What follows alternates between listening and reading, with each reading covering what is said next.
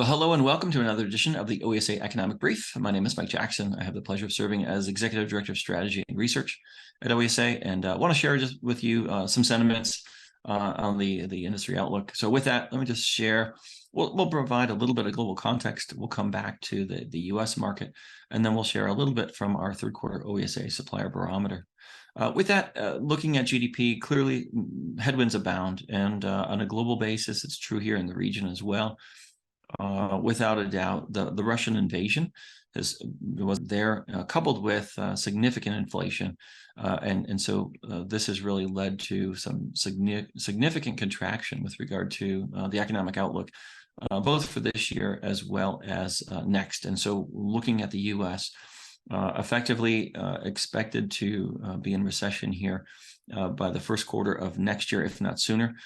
Europe, actually a different story, actually expected to be in the throes here of recession even sooner. And so what you see to the bottom is kind of just the variance between January initial forecast to now. And so not a reflection of anything other than the magnitude of change that's happened here in the marketplace. And so on a global basis, we were looking at a 4.2% GDP at the start of the year.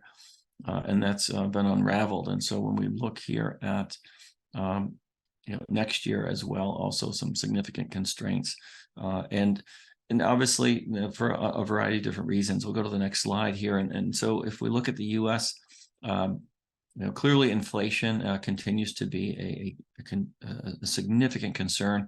And the latest September reading just came out here yesterday. And so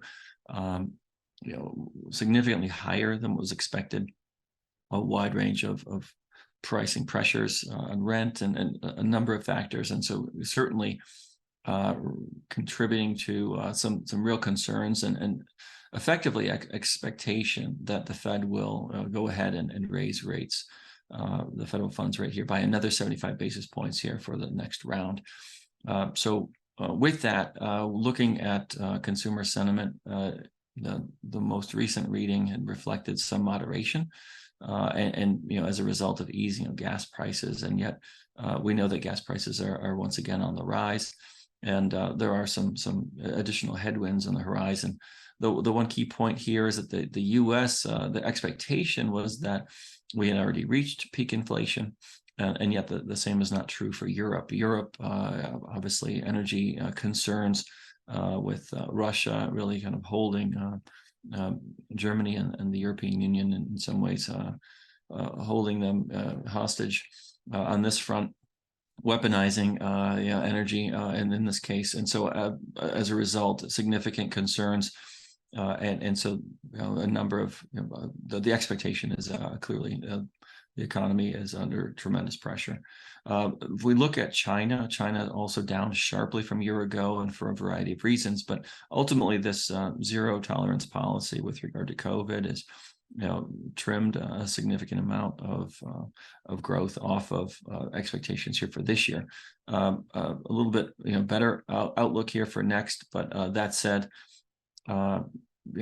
there were some concerns about the prospects of a hard landing, growing risks, if you will. So with that, let's continue on and look quickly here at the global demand picture. This from IHS Markit, S&P. If we look at globally constrained sales, this is from, again, the variance between January and September. And so we see the dotted line there, the dashed line there at the top.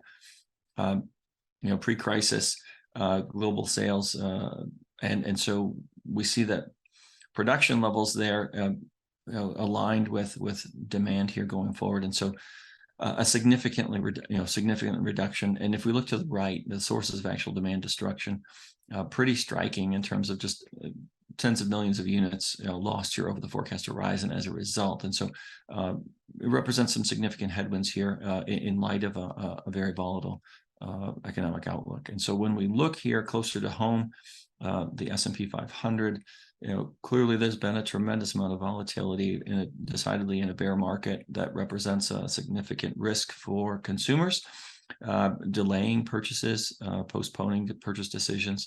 The consumer sentiment index typically more aligned with pricing variation. And so as a result, that red line there representing historic low there in the June timeframe, we'd seen some moderation as a result of more favorable fuel prices, and yet concerns remain. And so when we look here, a little bit older information, but clearly it's relevant. The idea here that current financial situation compared to a year ago.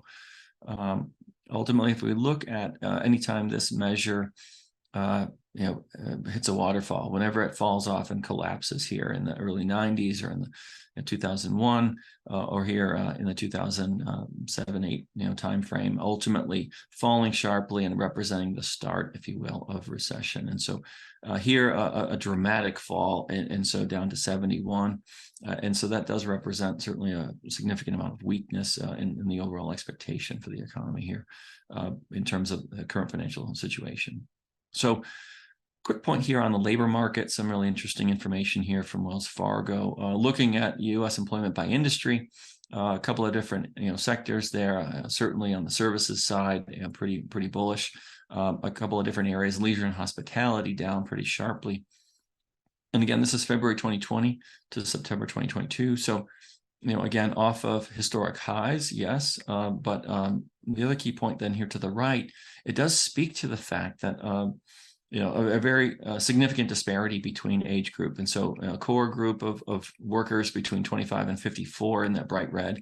And so effectively reaching historic highs, from, those most recent levels there, prior to the pandemic. And so, in that, north of 82.5% of that cohort working. And so that labor force participation rate. But then if we look at the other, the older group, they're 55 and above, that has fallen rather sharply. And so when we look at historically, that was in that, between 40 and 40.5% of participation rate for that group. And we've seen that fall pretty dramatically. And so much closer to, just between that 38.5 and 39% threshold. So a significant number of workers in that cohort have not come back to work. And so that is a very, has contributed then to the situation we're seeing. And so if we look ahead here at labor market wages, just as one indicator, obviously significantly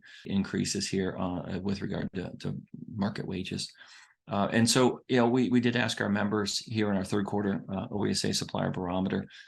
We asked them, what's the probability, estimate the probability of a U.S. recession occurring in the next 12 months. And the majority of our members indicate a pretty strong expectation that there would be a recession. And so the median there at 63, effectively, though, you're talking about 84% of respondents indicating that those probabilities would be are quite strong for recession. The key point here, though, is how prepared is your company, and I think this bodes well. The vast majority, north of 55% of respondents indicate somewhat prepared or completely prepared.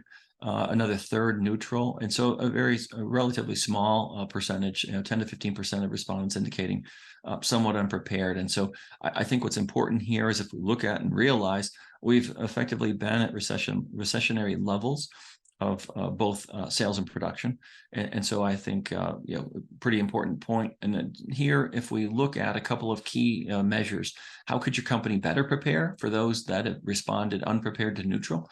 And so looking at the prospects for cost or headcount reduction, balance sheet, cash flow management, operations and flexibility, consolidating on that front, investment reduction or delay, and then cost recovery as well. If we look to the right, those that responded that they feel somewhat or completely prepared, spend conservation. And so I think this is an important one. Spend conservation is something that I think the industry, the supply base, has been pursuing here for the past 2.5 years since the pandemic. And so operating in a very different mindset. And so I think this actually bodes well. And I think this is a very strong indicator as to why the supply base feels as prepared as it does. And so to this end, looking at a couple of different elements, cash conservation, lean management for certainly headcount reduction, or headcount freeze. And I think this is an important one here. Obviously there are different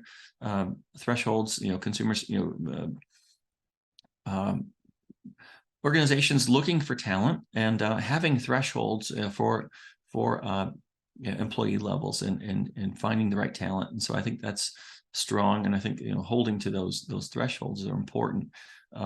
So looking here as well, debt reduction, elimination, inventory management, a whole host of factors. But clearly the factor is really looking at very carefully how to manage cash flow, how to manage costs, and to be continue to be even more effective here going forward. With that, I just want to highlight, obviously a big focus here on electrification, and one key point here is really this the affordability dynamics within the EV sector. And so it's an interesting point. As much as there are opportunities, clearly not all opportunities are equal. And so when we look at the average price here, that's shown here for a subcompact car, that $23,000 price point.